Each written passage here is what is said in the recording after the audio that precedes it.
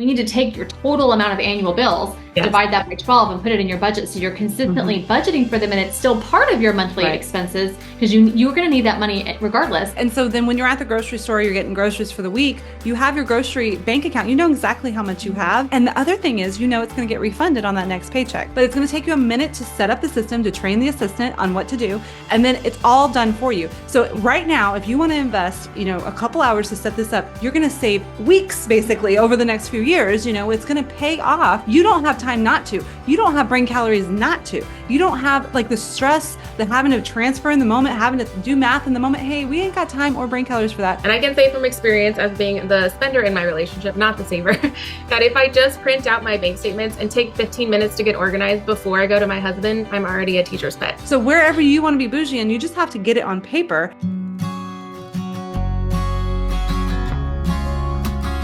All right, today I have some very special guests, not one, but two, some dear ladies, and they're Vanessa and Shana from Ideal Balance. So they're co-CEOs, master financial coaches, co-hosts of the top 1.5% globally ranked podcast called Financial Coaching for Women.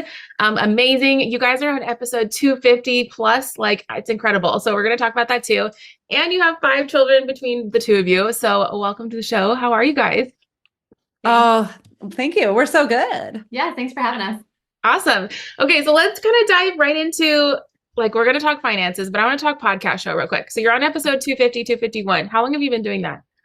Hey, you're just as surprised as we are.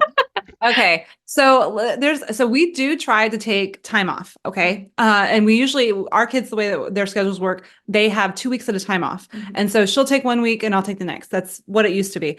And 1 week when she was off, I started a podcast for us. So that was fine. She was really excited about that, but it was just too easy to push that button to start a podcast. And so that was 3 years ago, I think, right? Because I think you were blogging, right? And it said, do you want to turn this into a podcast? And she was like, why not? Yeah. So she pressed the button. And then it was a podcast. And I told her, I was like, hey, I accidentally started us a podcast.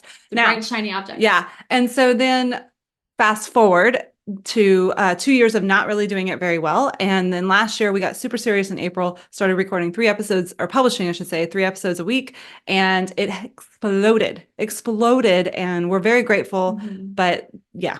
Yeah, we went through a program and it just really taught us, you know, we kept saying, if we can just get in front of people, if we can just talk to them, we just, you know, and then finally, like, what is that funnel? How do we get in front of people and talk to them?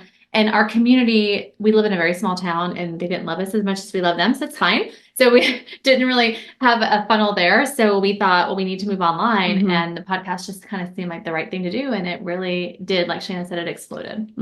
Amazing. Yeah, I'm kind of in the same phase where I'm like, I feel like I've talked my local area's ear off and they're just not getting it. And so I'm like, I need to expand myself. But I'm going on month 5 of the podcast. And so it's still in the baby phase. And like insecurity is constantly telling you, like, this is a waste of time, waste of money. Oh, yeah. So yeah, our coach that we sort of got connected through, I just heard him say recently, you do it for a year without any expectation, and then it will accidentally take off. So just to put that bug in your ear. But to Vanessa's point, we did have this saying we wanted to level up Navarre because we live in a beach town, you know, sort of like you, a little different. And we wanted to level them up, but they did not want to be leveled up. They were like, no, thank you. Said no. Kindly no, we'll leave. And so when we went global, national, whatever you want to call it, then that's when the right people started hearing our message. So yeah. It's really encouraging. Okay, now I'm excited. Okay, so let's roll into money talk. Like it's a buzz. It's 2024. Like crap is more expensive than ever. They just came out saying like buying a house is the most expensive it's ever been in a really, really long time. So everyone's feeling the squeeze. For me on the real estate side and then on the business owner side too. I just feel like we just got through tax season and everyone's still hurting. Like that is the talk around. So I want to kind of dive into this in a variety of ways, but let's kind of start off with marriage advice, because I think it's one of the biggest things it's a constant friction. And especially when you have 2 different mindsets, a saver and a spender. So what is your advice for couples and how do they navigate their finances together? We actually just did a podcast on it. Yeah. Well, where do you want us to start? So there is, to your point, there's a lot of problems that we have. One, we have different money baggage that maybe couples are coming to the table with. We have different, what we were just talking about, people hiding different things. So there, it's kind of not just like what my habits are with money, but then what I've accidentally done and forgot to tell you about. And then there is really the big problem, we think, is that they stop dreaming. So when you get married, when you're going to get married, you have all these big, exciting dreams and hopes and visions for your future. And then boom, life, you have kids, you have jobs, you have moves, you have, what, all of these different things, medical things. And then you stop dreaming, and therefore your money kind of takes a back burner. Yeah, you just forget your why. Like Shana said, you get so excited when you get married and you have all this vision, and then life happens, and then you forget why are we doing this? Why are we in this job? Why are we in this house? When was the last time we went on vacation? Why do we want to go on vacation? Just all of that. And, one time I asked a client this question, or I was actually a lead at that time, and she became a client. And I said, what are your goals? What is your vision? What do you guys want to accomplish? And she started crying, and she said, nobody ever asked me that before. So we would say, get back into that giddy mode of, dreaming again with your spouse. Start there. Yeah. And then of course, some basics are have a meeting together. So when you say there's one spending and one saver, there's somebody who's a nerd and somebody who's not. That's really, we are all nerds, so it's fine. But what we want to make sure that we do is we set aside time to talk about money, because believe it or not, if you're the nerd, the other person does not want to talk about budgets and spreadsheets and money as much as you do, right? And so we want to set that time aside so that it does get done, but that we don't muddy the rest of the relationship and all of the things that are going on with money talk as well. Yeah, and also, you come from completely different backgrounds. So nobody taught you how to manage your money, first of all. And then you get married, and it's like, okay, not only do you have to manage yourself that you've not been taught, now you have to manage both of you, you and your spouse's income. And your expenses and all that, bring it all together. And it's just all convoluted. Yeah. And like you said, people have different thoughts on it in different ways, and how they were brought up, how they see money. And so we like to say we are unofficial marriage counselors. Whoops. And also, I had 2 sessions this week. Literally, I think we talked about money for 5 minutes, and mostly it was, they were crying. I was, basically a therapist. It was fine, but that's what it's about. So much, our sessions are so much more than just money. Yeah. Yeah. And it's such a life skill that we don't get taught as young adults, and it's like incredible and so impactful. Like all of us get into credit card debt as soon as we go to college, and then we're screwed for the next 10 years, and we just like constantly sabotage ourselves. But one of the things I'm finding, and we've been married on year 11 or 12 now, is we'll still get into like these phases of finger pointing. And I don't know where it comes from, but then we'll be like really good again, and then we'll go back to finger pointing and then be really good. What advice do you have when it starts to get there? Is there like scripts you can use to like snap us out of it or anything like that when it starts to get real bickery? Oh, when it gets real bickery. I love that word. So again, we want to tie it back to the why. And I know that sounds like woo-woo or whatever, like random, but it really is when you're sitting down again for that monthly, and that's probably the first step, is you have to sit down every month. That if you notice that you're getting bickery, it's because you're not sitting down and being intentional. And so when you sit down, you still have to bring it back to the why. Okay, are we still excited about our goals that we have? And then that puts you in the right mindset, and that we're on a team. That's the thing. This is our money. This is our goals. These are our bills. These are all the debts that we have created. It is us. There's zero pointing, because it's us. Yeah, we like to tell people, like, there's so much power in the we and the our, right? Versus the you and the his and the her. Like, it doesn't matter who's working, who's not working. Right. You are still putting as much time in and earning as much money as the other one. If they're not the same, or if one is earning all of it and you're earning zero of it. It is all ours. And what can we do together as a team to make this successful? Yeah, that's true. And I think that's probably where I slip out of it, is because we'll be like really good when we have our monthly meeting, and then I'll go into business mode where the real estate business is my business.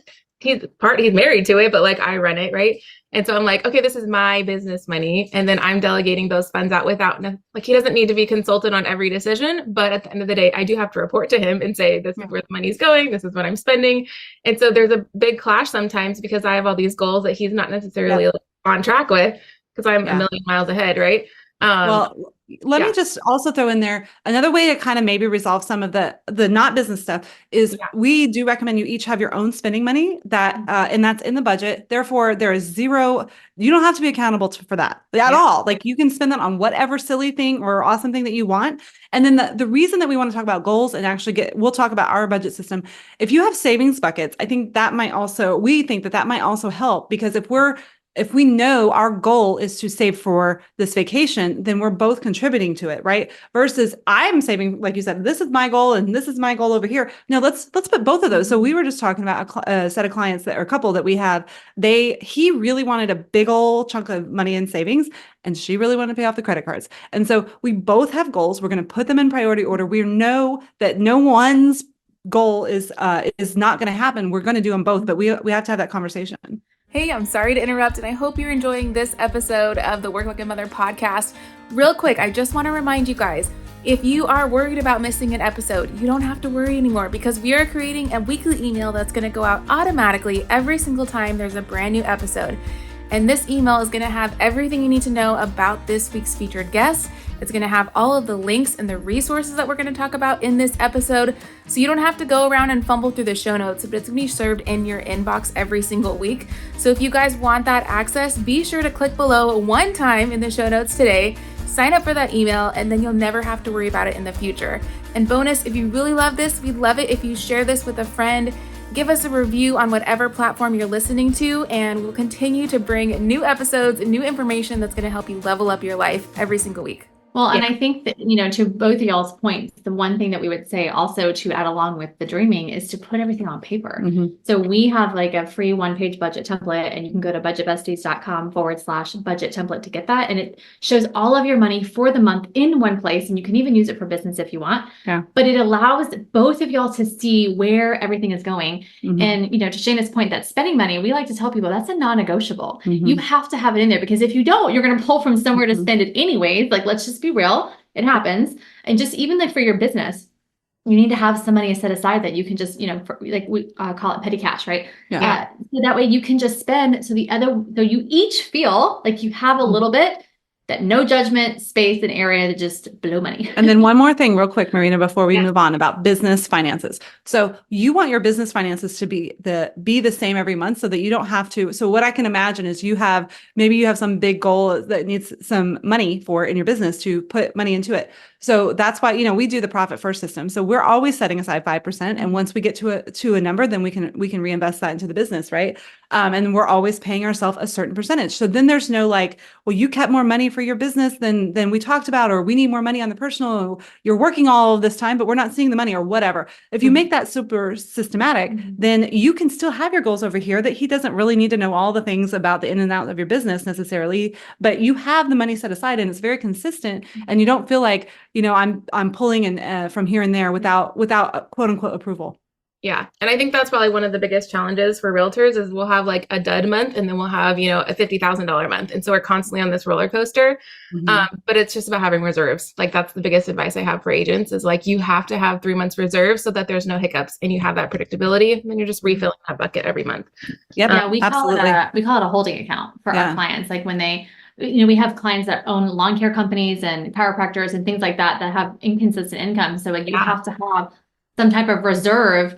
And also if your bills are consistent, and even if you include in your annual bills. So we like to tell people, like I had a client, I said, these are all your monthly bills? And she said, yeah. And she's like, oh, but over here, these are all my annual bills. And I said, okay, well, we need to take your total amount of annual bills, divide that by 12 and put it in your budget. So you're consistently budgeting for them, and it's still part of your monthly expenses, because you're going to need that money regardless. So that way you're budgeting from in the reserve amount of money that you have is included, like what you need to keep is included with that annual expenses. So that way you always have the money. That's so smart, because there's so many of those subscriptions, like your Squarespace will renew and it's $250 and you're like, wait, what did that come from? Like it's just popping up randomly. So good.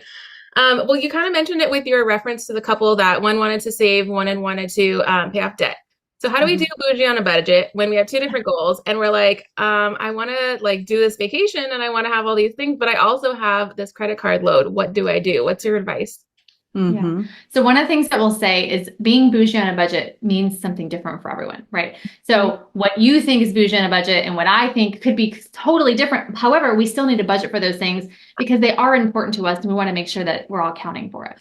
Yeah. And so the reason that we came up with bougie on a budget is we realized that a lot of the talk out there in finances is you have to do it this way, in this order, because of this very cookie cutter. Yeah. And what we find with our clients is we have people coming in that debt is not a goal for them. It's not a priority, I should say. They might pay it off, they might not, right? So we want to make sure that we're balancing what's important to you and your circumstances, your spouse, what you guys have goals set for. So, but when you actually put the numbers on paper, very often there is room to make progress on debt, to make progress on saving, and set aside a certain amount for a family vacation, if that's what you want to be bougie. So we have people quote unquote bougie. Well, I mean, we are bougie. Let's just talk about it. We're the bougie ones. Okay. We have kids tuition in private school. That's where we're choosing to put almost all of our money. Sometimes it feels like, right? We are taking vacations. We love to take vacations. Maybe you want to get your hair done or you get your nails done. I just hired a life coach for my son. Yeah. So wherever you want to be bougie, and you just have to get it on paper, and that is how you know. And then how you know what you can afford where. But we're still having clients that do all of that and pay off debt, or are doing all of that and they're investing. So you can do it. But you can't be bougie in everything. Mm-hmm. Listen, you can't be bougie in every category, most likely, at least the income ranges we're talking about. Yeah. So we like to say, find the areas that aren't important to you, like your subscriptions. Maybe you really only need a couple, right? Maybe cable. Yeah. Yeah. Maybe you don't really like going out to eat. So you're conservative in those areas, but that allows you to be more spendful in other areas like vacations, or maybe you like to buy high-end groceries, right? Good quality food. Yeah. So instead of going out to eat and spending money on high quality food at restaurants, you're taking that money, buying it at home, at the grocery store and making it at home. Yeah. No, that's so true. I also just saw something that said groceries are the new splurge for this generation. Yep. Like, how crazy is that in America that we're like, oh my gosh, our grocery bill is one of the highest? And I could say for Hawaii, it definitely is. Like, I spend not more than $1,000 a month. Like, it's just is what it is. It's impossible. Yeah, it is impossible. So I love that you kind of gave context to what bougie means for every person, because it is so different for everybody. How can someone prioritize spending like and enjoying a life without totally going off the rails when we're like, okay, the fair is in town, we're going to drop $200 at the fair, and then blah, blah, blah. Like, is it just having those buckets and you're pre-filling the buckets every month? That's the strategy? Mm-hmm. Yes. So we recommend having savings buckets. I think Dave Ramsey calls them sinking funds, right? So what we've leveled up the name a little bit. And so the idea here is to kind of look at the year as a whole and go, okay, what are the big things that we spend money on? People always come at us and say, oh, what about all these unexpected expenses like Christmas? And we're like, well, it's not really unexpected. I mean, it's December 25th every year, right? Weird. Birthdays and holidays and, summer camps, costumes, summer camps, fairs, like, when all of those things are happening, right? So the idea here is, and listen, we're not telling you to get every single one on paper because you're going to miss some. Yeah. But if you can just start with the big ones and go, okay, this is about how much money that we need for those things. Okay. And then you're going to take that number, divide it by 12. And in your savings bucket, you're going to be saving for those things monthly. So you have the money to spend when they come up. Well, and this is why your why is important, because your why is going to help you originally, whatever we said, if you guys are trying to be retired in 10 years, or you're trying to save money for your daughter's wedding or whatever, this why is important because it will set up your budget. So what else you need besides savings bucket is spending categories, right? We talked about you're going to have personal spending. You're going to have a budget for groceries. You're going to have a budget specifically for gas. And then you're also going to have a budget maybe for your kids, or maybe you do have a restaurant, or a lot of our clients call it family fun, something like that, which is what the fair that you're talking about. You have a monthly budget for that. So never are we going to say we can't. That's not correct. We're going to say, look, guys, we have $200 set aside this month. What fun thing do we want to do? Because don't forget, we're saving for Christmas, this trip we're going to take or whatever. And it's a conversation. It's a very positive conversation, a very money, financial literacy, type conversation. And so then you have this ability, we're going to blow everybody's mind that they can say no. It's amazing. You can say the word no and then just be done talking. If they say we want to do this and this and this, and you say, actually, we have this budget, kindly choose which thing you want to do. I'll love to do that. And then it's no after that. Yeah, I think that's one of the biggest things that we try to tell our clients is to have these healthy conversations with their family and their kids about money. And it's not about, we can't afford it, we're broke, we have no money. Like, those are all negative terms. Instead, we're saying, we have this amount of money. How do we want to use it? We're deciding, we're making the decision, right? You can use all of that. And there's no money baggage wrapped around that. Yeah. And I like, for sure, our generation is also dealing with the instant gratification, and everything's so easy at the touch of a button. Like the TikTok shop. Oh my God, it's so dangerous. Like, I cannot even, it's 2 clicks. We're so lucky we don't know what that is. I know. Somebody's like, good. No, we have a client a friend, I guess, she's got on that or something. And she was really excited. We're like, what are you talking about? We're excited for you. I mean, it's really good for businesses, really bad for consumers.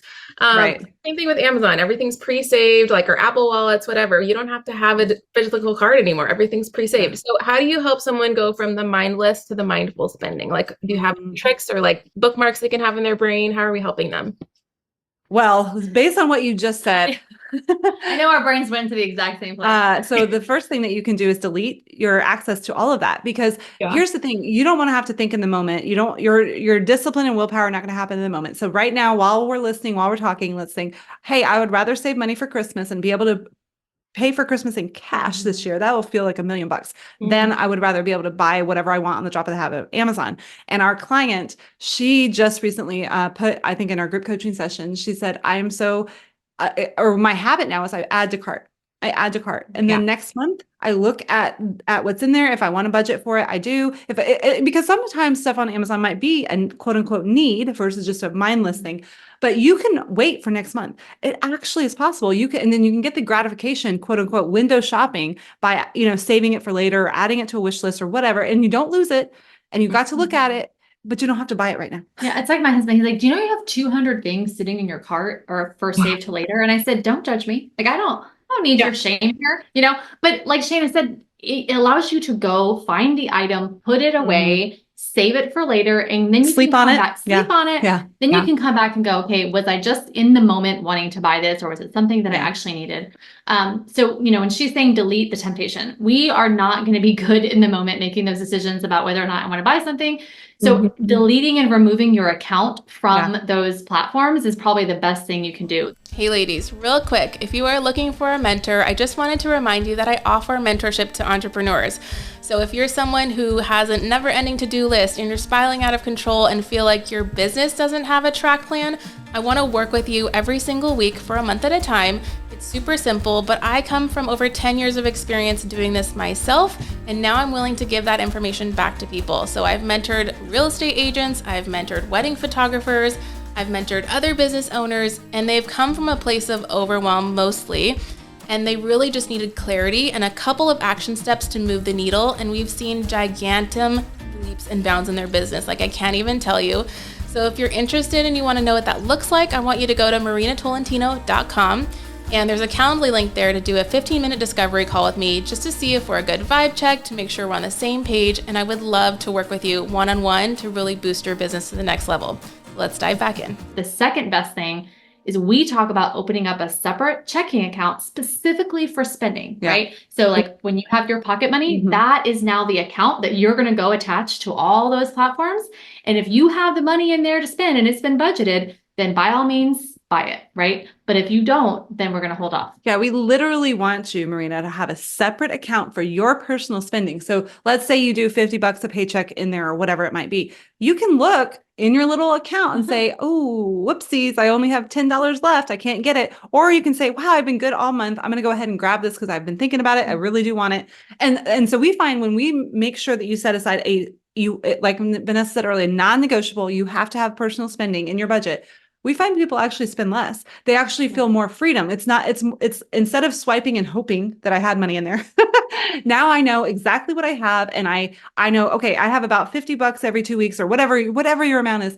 I can start to budget that small amount. That's actually my spending. That's actually what I need to, think and prioritize budgeting. It's really going to make it so much more clear and easy for you. Oh, that's so good. And I think one of the big things is just, like, this is credit card 101, but we have to say it again. We have to preach to the masses. If it's not in your bank account, you cannot swipe it. Oh my gosh, the trouble that I see people getting in. And again, it's like they see, oh, I have 3,000 in my joint checking, so it must be fine, not realizing that 2,999 is already pre-set aside for the bills, and they just see cash and they're like, oh, I have it.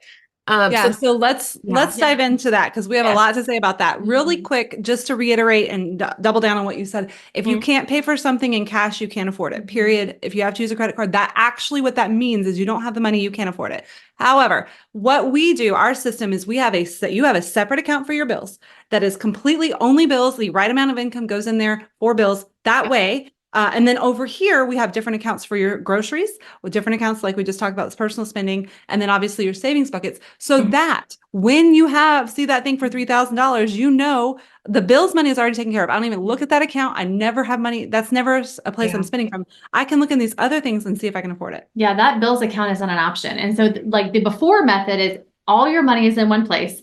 Like Shana said, you're swiping, hoping it's going to go through. And then maybe you pull up your bank account app and you're going, okay, but what bill already came No, out? we Which ain't got one time for that. is still Yeah. coming to come out? Yeah. Do I have enough money to go grocery shopping? I mean, there's a lot of questions. And so you're already bank account trying to balance, right, in the moment. But what we're trying to do is take a certain amount of money for every paycheck, put it over here into your spending accounts. And so that bills account is kind of doing its thing over here. And you don't even have to think about it because you know the right amount of money is there, right? And you don't carry that debit card on you. That is the big thing. That Bill's debit card is at home. Yeah. Well, and so then when you're at the grocery store, you're getting groceries for the week, you have your grocery bank account, you know exactly how much you have. And the other thing is, you know, it's going to get refunded on that next paycheck. So the basic overview of our system is your income comes into the bills account, exactly how much needs to be kept for bills stays there. You don't even have to worry. They're all auto. And then you have a certain amount each paycheck that gets transferred to your groceries, your personal spending, whatever other things that you have in the budget, so that every paycheck you get refunded. So instead of, you know, having to just scrape by, you know, every 2 weeks for groceries, I get $500, and I know I can make that last for two weeks because that's the budget that I set. And then I know it's going to get refunded. And I always know exactly with one glance how much I have to spend. Cool. So I'm already hearing like the objections happening in people's minds of like, I don't have time for that. Like it's for them, not for me. So how do we get them over like the automation from their paycheck? How does that even happen for someone who hasn't done it yet, or an entrepreneur who's doing the transfer themselves? How long should they set aside? You don't have time for that. Well, that's what I was going to say. It's like you actually need to make time for it. Yeah. And it's actually the hardest part about the whole thing is setting it up. Yeah. Is literally opening up maybe the 2 extra checking accounts, one for gas and groceries and one for personal spending money. That's really all you have to do when you get the debit cards. And then you're having your money transferred from the bills account, because that's where your income comes in, into those accounts, and then you're done. Wow. So the idea is to set everything up as automated as possible. We like to make the whole thing as hands off, because we tell our clients, we know the more your hands are in it, the more it's going to get messed up. Yep. So all of our finances, everything is automatic. And our clients, like I had a lady, she's in California, her husband's a doctor, and she says, why doesn't everyone know about this? She said, you have no idea the amount of stress that has been lifted off of my shoulders by implementing this system and making it all automated. So what we want you to think about is your bank account is now your personal assistant, right? It's paying all your bills for you. It's transferring it's saving money for you. It's setting aside the money that you have to spend, exactly how much you have to spend. All of it is happening for you without you having to do anything. Now imagine if you have a personal assistant, which many people are familiar with, it takes you a little bit of time to train them. They have to be onboarded, right? It's the same thing here. It's going to take you, I mean, literally, Marina, it might take you a day. Yeah. Okay, I think you can invest in a day, but it's going to take you a minute to set up the system, to train the assistant on what to do, and then it's all done for you. So right now, if you want to invest, you know, a couple hours to set this up, you're going to save weeks basically over the next few years. You know, it's going to pay off. You don't have time not to. You don't have brain calories not to. You don't have like the stress, the having to transfer in the moment, having to do math in the moment. Hey, we ain't got time or brain calories for that. So that would be our objection to your objection. Our coach likes to say, what can you do today that's going to save time tomorrow? And this is one of those things. If you can set up the systems and get it going, make it automated. So for instance, my husband gets paid every Wednesday. Thursday morning is when my transfers happen. I don't do anything. It's all set up. It's all done. My grocery accounts get funded. My kids' education account gets funded. Everything is funded, and I do nothing except know that it's Thursday morning, and now we are replenished on groceries. That's it. Amazing. Yeah, I think that was the quote right there. Is like, you can't afford not to do this. Like, it literally is costing you money by not doing it. And so I think people are going to be overwhelmed. They're going to feel like, okay, we got you. Like, we're going to do this thing. How do we get them through the overwhelm? Is there just like a perspective shift we can do? Is it going back to values and why?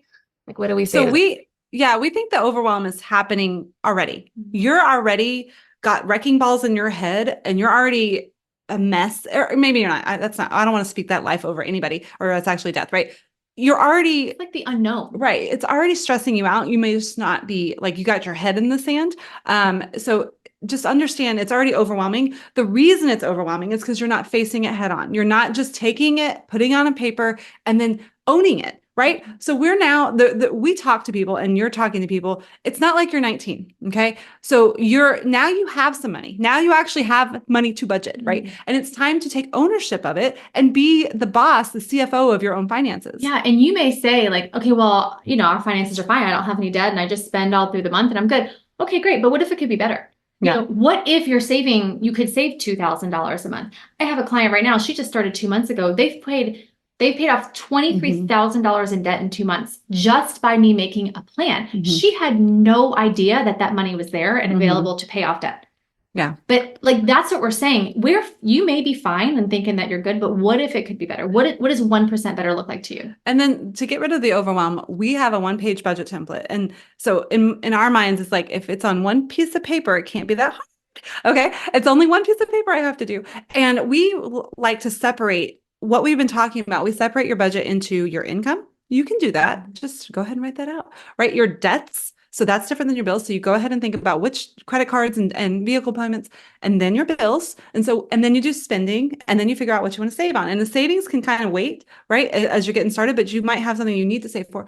And then we like to put it in those categories because to us, it simplifies it. Mm-hmm. It's like, what do I need to spend money on every month? What do I save? And it makes it a little easier. So when we get overwhelmed is when we look at some of these budgets that are like fixed and variable, and like they're like so many fancy financial words. It's like, look, that's too much. I don't want to do that. I just want to make it simple. I want to get it done as quickly as possible with it as simply as possible. And so, your listeners, budgetbesties.com/budget template is a 1-page printable, and just like talk yourself out of the fact that it's overwhelming. It's going to be, you're overwhelmed now, but 30 minutes from now, you'll be better, feeling better. Mm-hmm. And I can say from experience as being the spender in my relationship, not the saver, that if I just print out my bank statements and take 15 minutes to get organized before I go to my husband, I'm already a teacher's pet. And so if that's the wife in the relationship or whoever, that's like always the one feeling the anxiety of like, I know I got to do this, but it's just over here right now and I'll deal with it later. Just deal with it today. And it takes 15 minutes to just recognize what's going on in your bank account so that you can have clarity moving forward. I think so often I feel like, oh, later, realizing that's adding to all the anxiety that you're feeling. Yeah.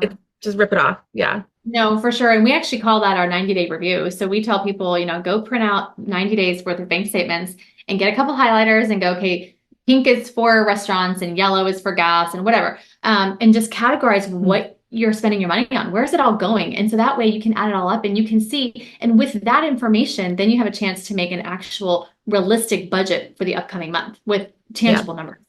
Yeah. And it's freedom. Knowing is freedom. So it's exciting.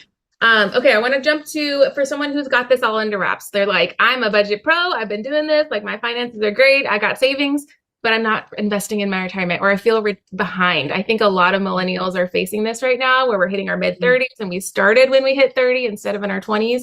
It's catching up to us. What advice do you have for us? Well, if you're in a situation where you can invest, now we will say, if you do have debt, you're never going to make more in interest than you're paying on interest on your debt, right? So let's just think about that for a minute, because some people say, well, I'm fine, I'm good. We get that, but you still could be investing more money if you had more money in your wiggle room, like more wiggle room in your budget, right? So, and then when you are able to invest, what we want you to do is start with 10%. Like, let's see how much money can you actually put aside, then go up to 15%. Can you actually invest 15% of your income to your investments? Yeah. And another thing to think about, so you're not as behind as you think. I don't think any generation, there's people that were saving when they're 20s. They're, people start to wise up and start to get it together when they're 30. But really, retirement is, kind of a number. So you want to start, just like we talked about having a vision and goals with your day-to-day budget. This is what we're talking about. Like when we get to this quote unquote retirement zone of our life, what does that look like? Because that is going to really give us a picture of what we need to do for investing. So if maybe I know I'm still going to work, like we're currently don't really see us quitting this job, but or just riding off in the sunset, but we might do less hours or something like that. So think about, will I still be working? Will I still have income? And then also, what kind of bills? Well, I probably will have my mortgage paid off by then, right? Or I'm definitely going to be debt free by then. My goodness gracious. Or maybe I'm going to be traveling more. And so that will need to be. So what would my budget kind of theoretically, not that you have to have it perfect or correct, what would that theoretically look like in retirement? Once we have those numbers, then we can see what number do I need to fuel that.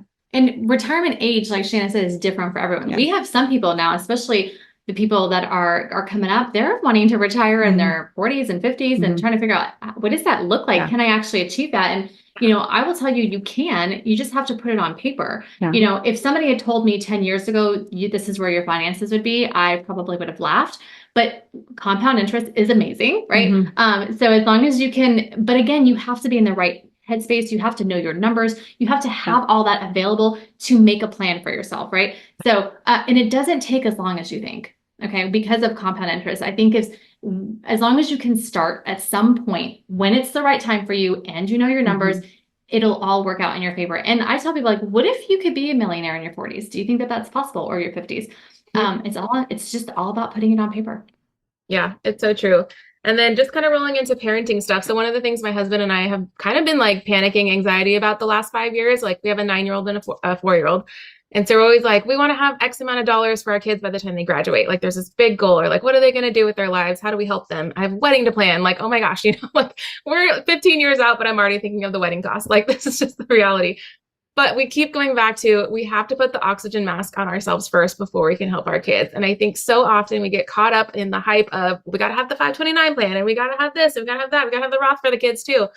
And it's like, whoa. If we're not even doing like what we need for ourselves and going above and beyond that and maxing our Roth every day or every month, like there is no point in saving for the kids. Now, I will say our kids get a lot of financial gifts, like whatever reason, Filipino culture, I don't know what it is. They get $100 here, $100 there. And so before we know it, this kid has $500 cash. We will put most of that, like 90% into their Roth IRA, and then just watch it grow, which is pretty cool. But I don't think a lot of parents are doing that. Do you guys have any insight or like ways that you guys are helping your kids save? We do, but real quick to address your oxygen mask comment, you have to think about, if your kids have to help you in the future because you didn't take care of your financial picture, that's what we're talking about. That's why it's important to get it in order, because you don't want to be the parent that can't afford a nursing home. Not that you kids would ever put you in one, but whatever, you know what I mean? Or gets doesn't have savings for whatever emergency comes up or whatever. So you've got to get your financial, to your point, get your financial house in order before you start really thinking about these big things. Because by the way, just the little things for the kids are expensive every day. Like, and just providing for them right now probably takes up a lot of your budget. Yeah. And I'll say, even if your kids start in their 20s, right? So because you're focused on your finances, you're going to inevitably teach your kids and show them the importance of getting on a budget, starting them sooner. And we always want them to be better than we were, right? So with that said, they're probably going to get it quicker than we did. So, my kids, probably I'm going to have them start earlier in their 20s. I really didn't get serious until probably my late 20s, my early 30s about everything. But they have time on their side, and just know that that is enough time. Starting in their 20s is enough time. So these people that think that they need to start when their kids are teens and 12 and 10, I get that. I know that you're going to have compound interest, and I understand all that, but that's still, like, I just think that you don't have to. The thought that you have to start early, like I said, 9, 10, 11, whatever, I think you could back up a little bit. Take care of yourself, make sure you're fully funded, know what your numbers are going to look like in retirement, and then you can feel good about saving money. You mentioned 529 plans. I'm not a huge fan of that because I don't love when an account tells me how I can and can't spend my money. Same with the Roth. Yeah, same with the Roth. Especially for your kids. Like, you think of it, you're putting money in a Roth for your kids right now. They can't touch it until who knows what the age is going to be then. There's other accounts that you could use to benefit them in the future. But, just knowing that you're saving something aside for whatever goal is important to you, whether that's college, whether that's wedding, or things like that you can help pay for, help them in the future. But necessarily saving for their retirement, I don't know. I think I think they're still too young. Yeah. Okay, I have a lot of things to say. Okay, so let's get ready. I'm going to try to go lightning round here. So the most important thing you can do for your child when it comes to money is teach them financial literacy. They are not going to be poor if you teach them the lessons that we're talking about right now. If you gave them $0, but you educated them on how to save, how to not use credit, all of that, they're going to be way better off than you were ever. Sorry, love you, love us, love all of us. We want that for our kids, right? But the literacy, the knowledge, the wisdom that you give them is way more important than money. We know that from all of these families that have inherited wealth, that the kid loses it because they don't get the wisdom along with the wealth, right? So that's thing one. The other thing is, when you're talking about Roth and 529, think about what you're going to use that money for. So we're not necessarily all about college. Every kid is different, depends on what they want to do. So we like to think about keeping the money somewhere that's making you money, but that you can use it. So let's say neutral. Right, it's neutral. So let's say instead of paying for your kids' college, you want to help them with their house, or you want to help them with their marriage, with their wedding, or maybe they're going to start a business, but they've done the work, and you're like, and they're like, whatever. And you're like, hey, I have $10,000 that I want to help you keep going or grow more or whatever. Like, you don't know what you might want to use that money for, to Vanessa's point. So just keep that in mind. There's other vehicles that you can put that money in, so that you can bless your kids the way that you see fit based on that kid. And the last thing that I wanted to leave with, with that was, I know it's overwhelming. I know we said put your oxygen mask on. We have one really cute trick that our client brought in that might make it more feasible for your audience, which was that she wanted to have $18,000 in the bank for her kid by the time they were 18, which makes it $1,000 a year, which makes it divided by 12 per month, which is much more attainable, and it's a very simple way to get started. And then while you're cleaning up your mess and you still feel like you're doing something, and then you get your stuff, and then maybe you obviously can do more if you want, but that's a very simple way to get started. And if you take that money and put it in a high yield savings account that's making 4 to 5% interest, you're going to get that compound interest over the next 18 years, right? So, or I mean, you can put it in an investment account if you want. Also, you have to pay capital gains on that per year on taxes. It's fine. Either way works. Like we pay my kids as capital gains. We have their money in a brokerage account at an investment firm. And so we pay those taxes every year for them, and that's fine. But their money is growing at a good rate, right? So it just depends on what you want and what your goals are. Yeah, I hope everyone just felt like a weight lifted off their shoulders, that we don't have to take care of our kids for their entire life. Like, oh my gosh, we get so stuck in it. And like, I think there's fear of the future with America and like all these things going on. And you're like, I have to have this safety yield for them. But they're going to be adults and they're going to be making their own money, and they have time, which is very exciting. Yes. That's so good. When would you advise teaching kids about money? And especially in a digital world where I don't even use dollars and coins anymore. Like, how do you teach them today? What does that look like? Oh, boy. Well, okay. Well, I'm going to address the first question is when should they know is yesterday.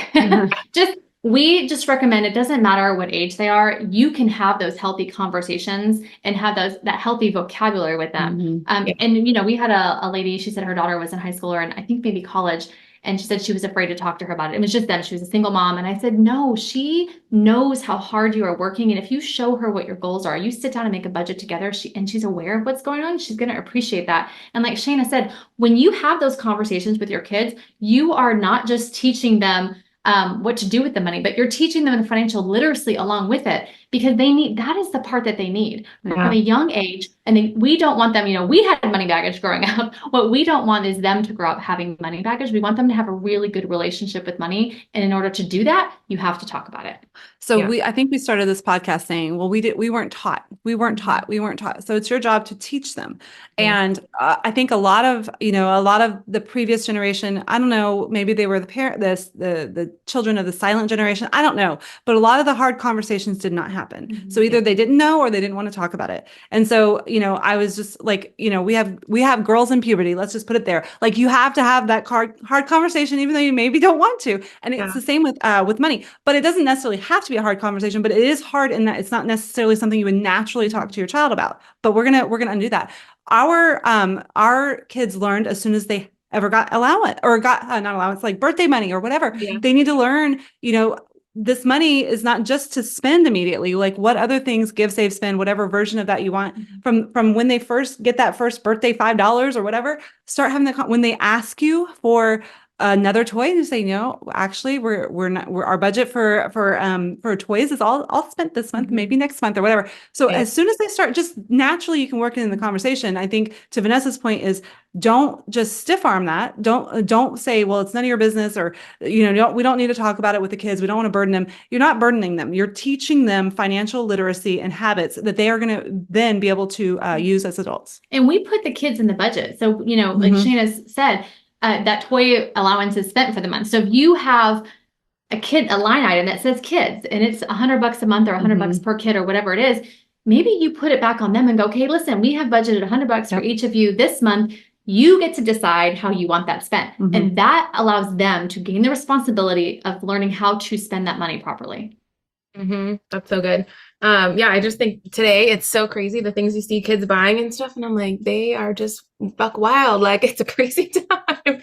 And so it's so easy also as a parent to feel like you're constantly telling them no, but switching that from, instead of saying no, we're saying, wait, when? Like, not now, but when? So it's that delayed gratification. Yeah, well, we definitely, just as much as they get older, just definitely put it back on them. And it's not in a negative way. So, right now we're getting ready for summer camps, and I don't know if you guys do a lot of summer camps yet with the ages of your kids, but what you might say is, here's your budget for summer camps of the month or the year. You pick, you decide this is all we're spending on it, unless you go earn your own money, and you put it back on them. It's the same for the young kid. Okay, here's your $10 a month that we give you. Where do you want to spend it? Do you want to buy a toy or whatever? Put it back on them. Let them decide how to manage the money so they get that skill early. And to your point about saying no, my friend yesterday was telling me, she said, my Mother's Day card, my daughter said to me, thank you for saying no to me when I couldn't see why it was important in the moment, or why I couldn't see why you were saying it then. I understand and I appreciate you saying no when I couldn't, is basically what she said. And I thought, I think that's really what it is. Our kids don't know. Just like electronics and things like that, they have no idea. We are the ones that are supposed to stand in and say no for them when we know that it's the right thing to do. And they'll be mad at us. They'll throw a temper tantrum, just like we do. And sometimes in our mind, when we tell ourselves no for stuff, but it is for their own good. And it's going to teach them these lifelong habits that they're not only going to be able to instill now, but with their family someday. Oh, so good. And I think that's a great way to wrap it up, is we are in a position of amazing blessing to be able to teach our kids for the next generation. For parents who are watching this or listening to this, what do you want them to do from this call? What's the action step you want them to take? Well, you can come over and find us on our podcast, which is Financial Coaching for Women. Yeah. What you said that you're going to do before, so you can be the teacher's pet for your husband, that's another really great step. Do a 90-day review. Print out all of your statements and go through and actually look at the numbers. It may be a little scary, but but you'll get over that immediately, right? It's better to just rip the Band-Aid. It's a little scary, and then we're going to make a plan from that. You can see all of, like Vanessa said, Financial Coaching for Women is our podcast. Our website is budgetbesties.com. The number one thing that they can do, especially if they're feeling overwhelmed, like you mentioned, is book a free call. We have a free call, 20 minutes. We'll talk about your specific financial situation, any questions that you specifically have, because everybody's budget is crazy and different, right? So you can do that, budgetbesties.com/free call, and book that. Okay, awesome. So let's wrap this up with some rapid fire. We do it every single show and it's real fun. What is your go-to Starbucks order? You go to Starbucks. Oh, we do. I used to like the salted caramel something, and then they don't have it anymore. So now I just say, what can you make that's like that? My go-to order is I order cake pops for my kids. Nothing for you. Good job. What do you make for dinner if it's last minute and you're in a bind? Breakfast for dinner is a great one. Salads are in there, whatever's left over. And then I have an Instant Pot, y'all. Let's go. So there's no more emergencies. My son is a hunter, so we usually pull something out of the freezer and throw it on the grill, because you can do that. Amazing. Yeah, that's awesome. What's your favorite go-to department of Target? And do you have a favorite designer? You have that Magnolia girl. Is she in Target? Joanna Gaines, yeah. Mine is definitely going to be the kitchen area. Yeah, I would say mine's not closed. Mine's fun stuff. Yes. Oh my gosh, so good. Name a book or a podcast you'd recommend and why? And it can be your own. Right now, we've just been listening to our coach's podcast, which is Influential Brand Podcast. Yes, book. Yes. Procrastinate on Purpose. We love it. Yeah. Amazing. And that's a good little drop there. We're all Brand Builders Group members and we love it. And it's a great network of people just like this that have similar mindsets, and we're super passionate. So love that. TikTok or Instagram? I think I know this one, but go ahead. Facebook? We're so old. Oh gosh. It's okay. And then where can people find you online? You prefer Facebook?